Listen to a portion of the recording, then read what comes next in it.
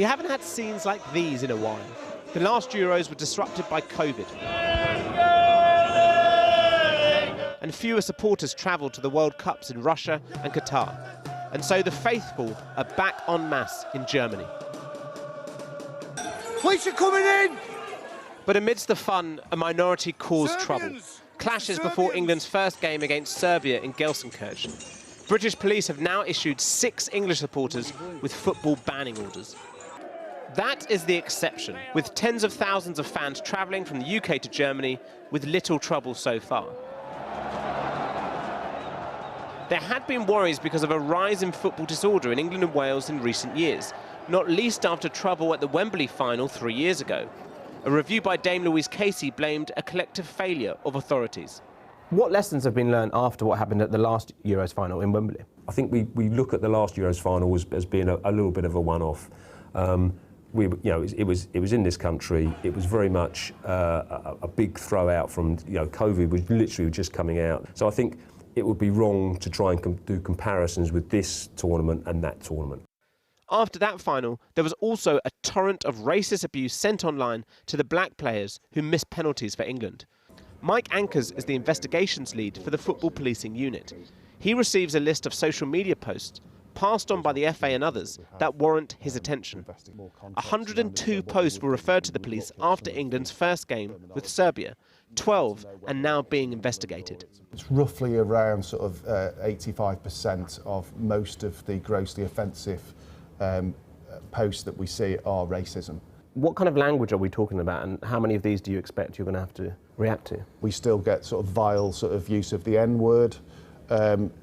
They will be sort of quite prominent. We'll also get things like monkey emojis. Of the ones that are there, I would say at least sort of half of those will be meeting the threshold just from a very quick glance. Anchors can either decide on education for first-time offenders or arrest and a banning order. What we did see in 2022, which was followed on from the 21 missed penalties of the 3 black players, was a legislation change which meant that online hate abuse became a Section 1 offence, which enables us to apply for a banning order. After England's next 2 group games, the police received more than 450 social media complaints, with 14 being investigated. Social media companies say they're doing more than ever before to combat abuse. Meta, which is behind Facebook and Instagram, have invested more than £15 million into safety and security. But there is still concern.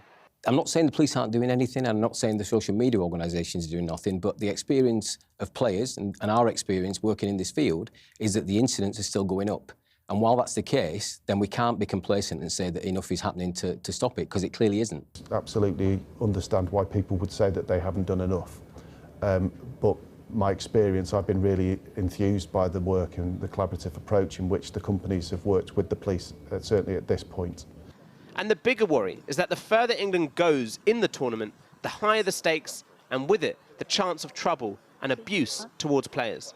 If the unfortunate event occurs that we fail, whichever player is involved, I just really hope the social media organisations have learned from that experience. But what does that say about the game and about society, that it's predictable that that would happen if there was a failure? If you look at what's happening right across Europe now, we're seeing what's happening in Italy, in France, in Germany, populations becoming more and more affiliated with right-wing philosophies and right-wing thinking.